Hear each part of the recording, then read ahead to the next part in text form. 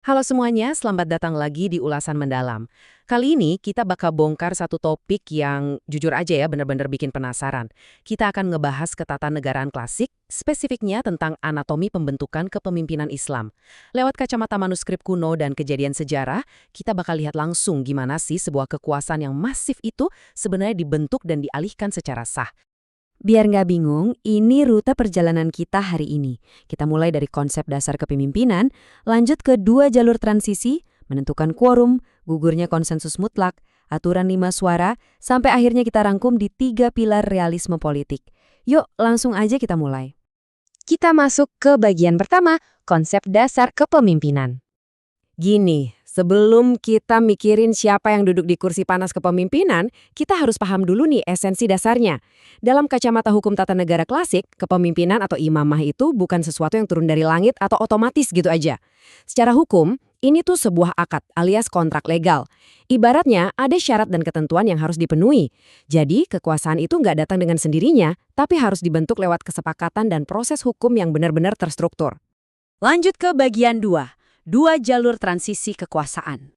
Nah, kalau tadi kita sepakat kepemimpinan itu semacam kontrak hukum, pertanyaannya, gimana cara inisiasi kontrak ini di dunia nyata? Literatur klasik nyebutin kalau cuma ada 2 pintu utama buat masuk.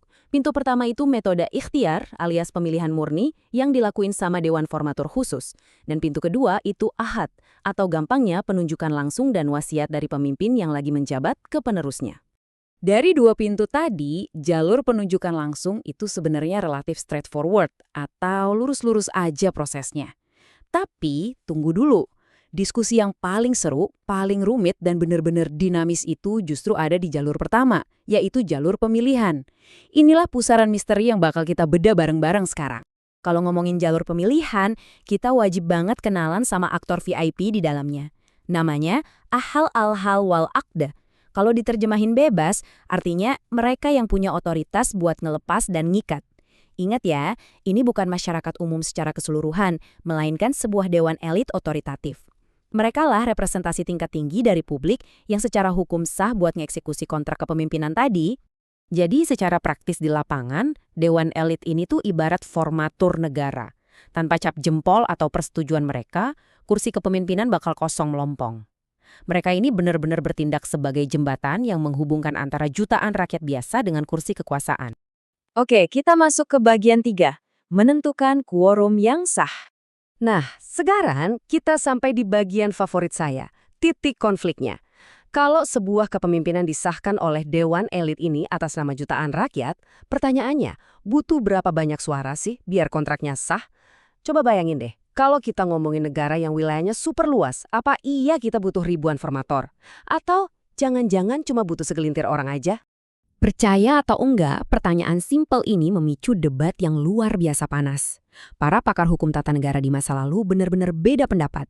Mereka berdebat sengit soal angka pastinya berapa orang sih dari dewan elit ini yang benar-benar dibutuhin supaya kontrak raksasa ini sah seutuhnya di mata hukum.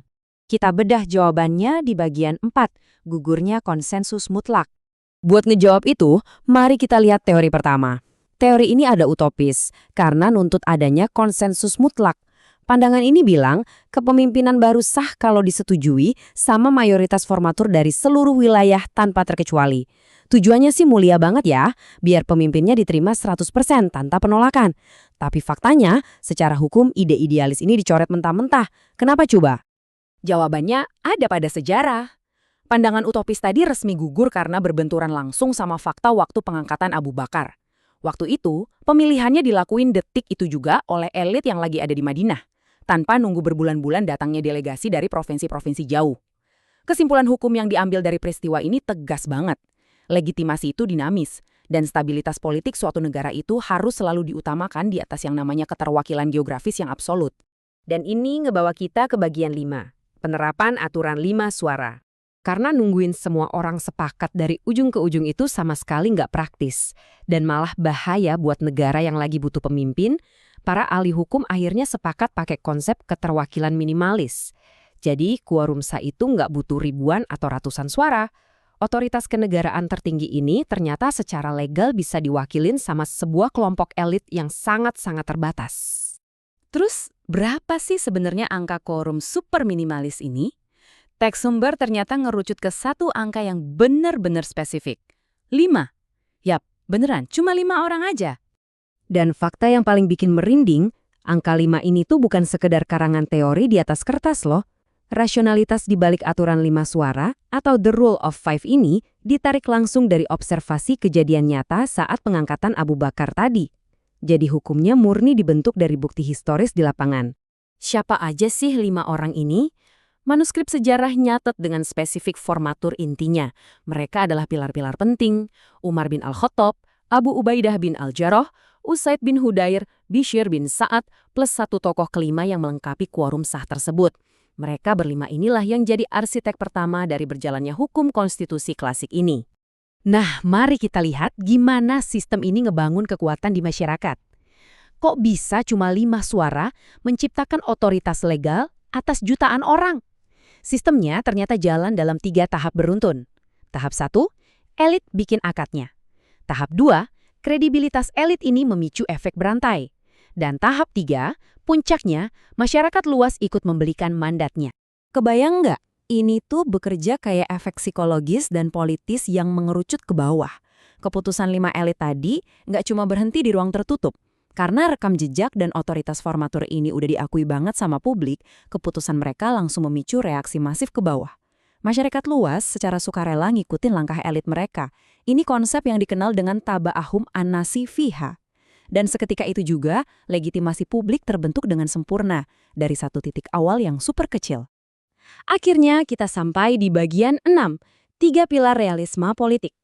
Setelah kita bedah anatominya dari A sampai Z, intisarinya bermuara di 3 pilar ini. Pilar pertama, bifurkasi metode. Kepemimpinan cuma bisa sah lewat 2 jalur hukum, pemilihan atau wasiat. Pilar kedua, supremasi formatur. Hak prerogatif buat milih itu eksklusif banget, cuma ada di tangan Dewan Ahlul Al wal Aqd. Dan pilar ketiga yang menurut saya paling krusial, realisme politik. Sistem ini dengan tegas nolak idealisme utopis yang lambat dan lebih milih keterwakilan minimalis demi ngebastian transisi kekuasaan yang lancar dan stabil. Sebagai penutup, saya mau ninggalin satu pertanyaan yang mungkin bakal terus kepikiran sama Anda. Setelah lihat gimana pragmatisme klasik dan keterwakilan minimalis ini bekerja, di mana konsensus 5 elit yang kredibel aja udah cukup buat ngebangun legitimasi sebuah negara besar, gimana menurut Anda kalau dibandingin sama sistem demokrasi modern kita yang nuntut representasi absolut dari setiap individu? Apakah stabilitas dan kecepatan ala elit klasik ini sebenarnya lebih efisien ketimbang kerumitan sistem modern kita? Pertanyaan yang brilian banget buat direnungin lebih jauh. Terima kasih banyak udah ngikutin ulasan mendalam kali ini. Teruslah kritis dan sampai jumpa di pembahasan selanjutnya.